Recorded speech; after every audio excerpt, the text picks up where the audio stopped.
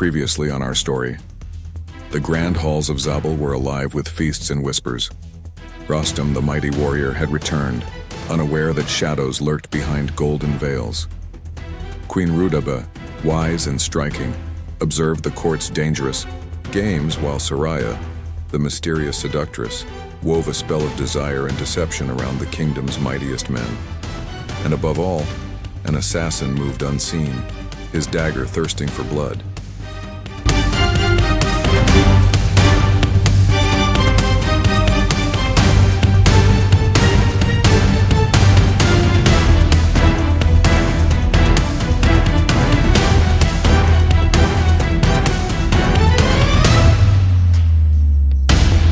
The night air outside the palace was thick with the scent of rose and burning sandalwood.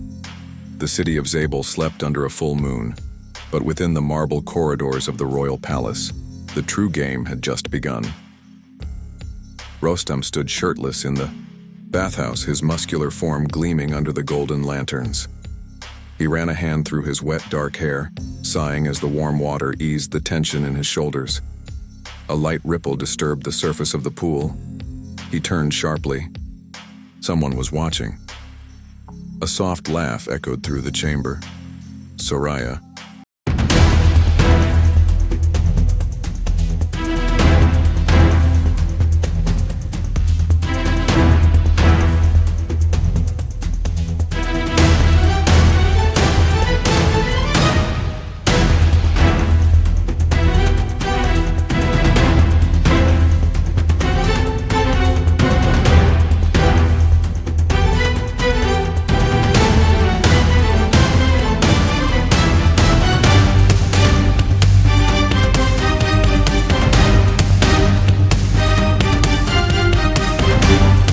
Draped in a sheer sapphire silk robe that barely concealed the dangerous curves beneath.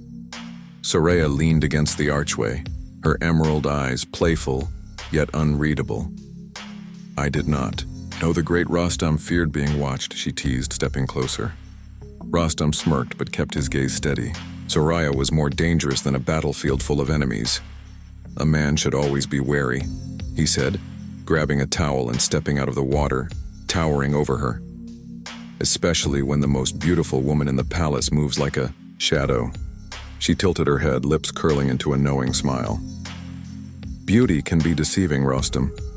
You, of all men, should know that." She reached out, trailing a single finger down his chest.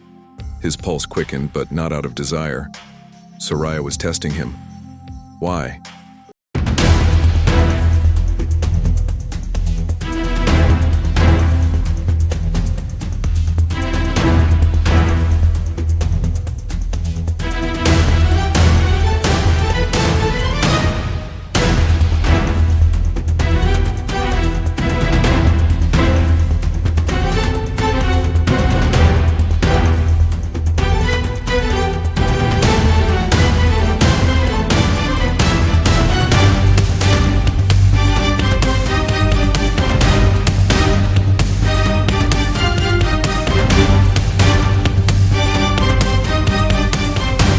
Meanwhile, in the queen's chamber, Rudabeh stood before a massive golden mirror, her long black hair cascading down her back like the night sky.